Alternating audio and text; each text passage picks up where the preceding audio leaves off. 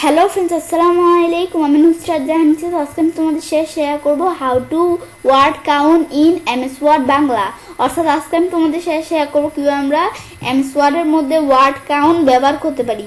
তো কাজটা করার জন্য এটা আমরা মিনিমাইজ করি। মিনিমাইজ করার পরে এখন আমরা ওয়ার্ড কাউন্টের বিষয়টা কি, তো ওয়ার্ড কাউন্টের কাজটা করার জন্য আমরা এই রিভিউ ট্যাবে চলে আসবো। আসার পর ওয়ার্ড কাউন্টে আমরা এখান থেকে বিষয়টা দেখবো।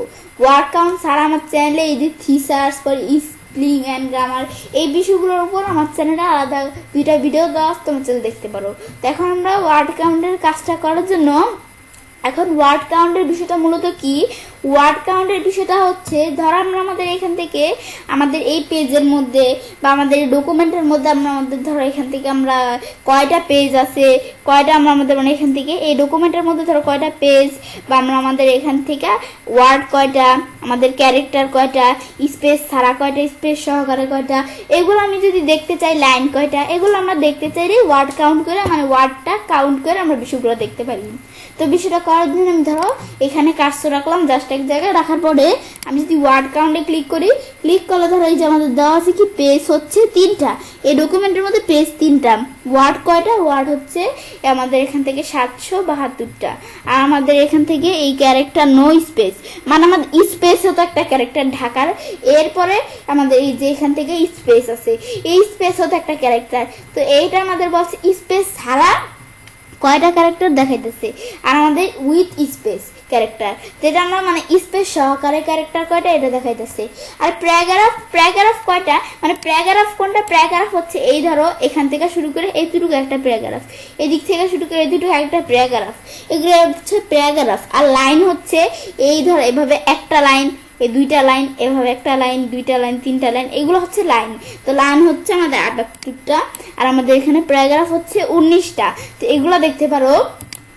এগুলো দেখা ছাড়া আমি যদি আবার কোনোগুলো আমরা সিলেক্ট করি, আমি ধরো এগুলো সিলেক্ট করলাম, করার পরে এখন আমি যদি ওয়ার্ড কাউন্টে আসি, আসার পরে এদিকে আমি এখান থেকে পেজ এখানে কয়টা, এদিকে তো পেজ একটাই, আমাদের প্রথম পেজের মধ্যে লেখাগুলো সিলেক্ট করছি, করার পর এই লেখাগুলোর মধ্যে এখন আমাদের সিলেক্ট করছি সেজন্য এই লেখাগুলো দিয়ে এই বিষয়গুলো দেখাচ্ছি।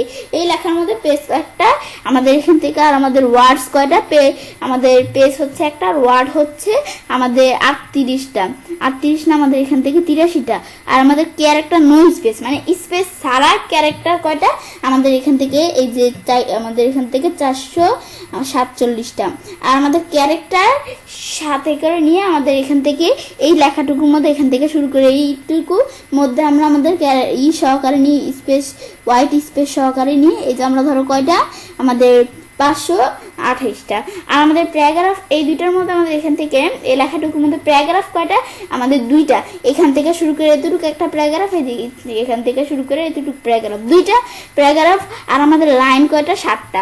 এভাবে আমি যদি একটু গুনি তাহলে বুঝতে পারবো যে আমাদের লাইন আসলে 7টা। তো এগুলো তোমরা দেখতে পারো। ব্যাস এটা দেখার পর আমি ক্লোজ করি। ব্যাস আমরা এভাবেই ওয়ার্ড কাউন্ট করতে পারি।